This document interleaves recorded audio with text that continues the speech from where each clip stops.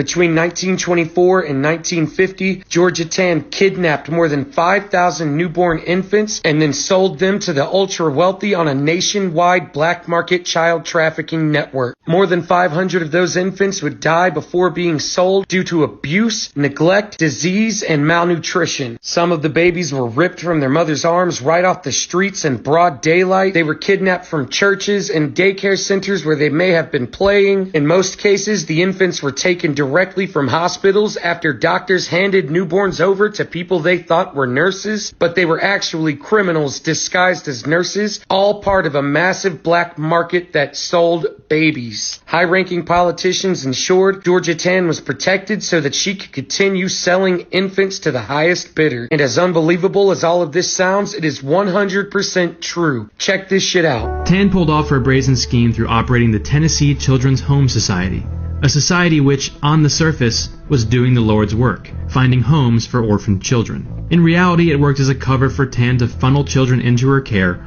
only for her to turn around and sell them on the black market for extreme profit. In the nearly 30 years Tann and the society were in operation, she managed to kidnap and sell an estimated 5,000 babies.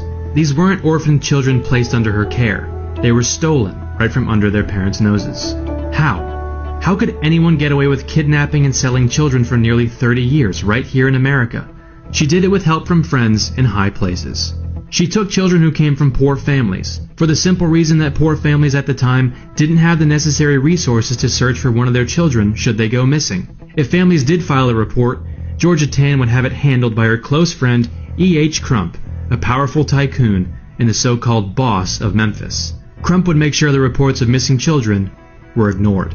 She also had an elaborate system for taking newborn babies from hospitals and mental wards, bribing doctors and nurses to help her take the children, and then tell their unsuspecting parents that their baby was stillborn. Tann would take off with the baby, with the child's parents believing their newborn to be deceased.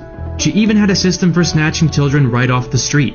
She took children from churches or daycare centers while they played with their friends.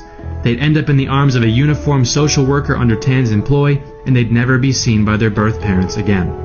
Once the children were under her care, and their parents were none the wiser, Tann would wipe their identities and sell them to couples looking to adopt, leaving them completely in the dark about where the child came from by falsifying or destroying their documents.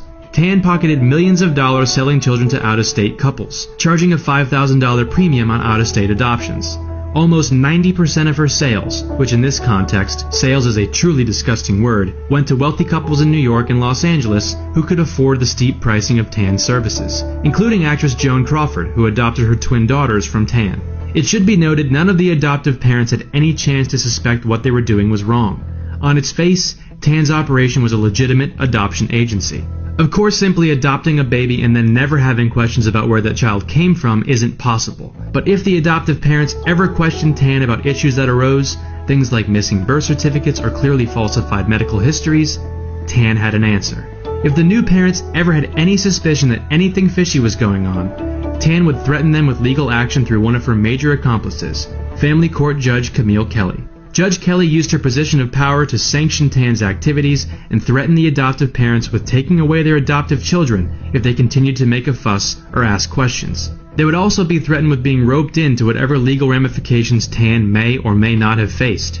I mean, they did use her services, so technically they were involved in an illegal enterprise themselves. And here was a judge telling them they were complicit. Needless to say, this blackmail coming from the U.S. judicial system itself made a lot of folks go quiet.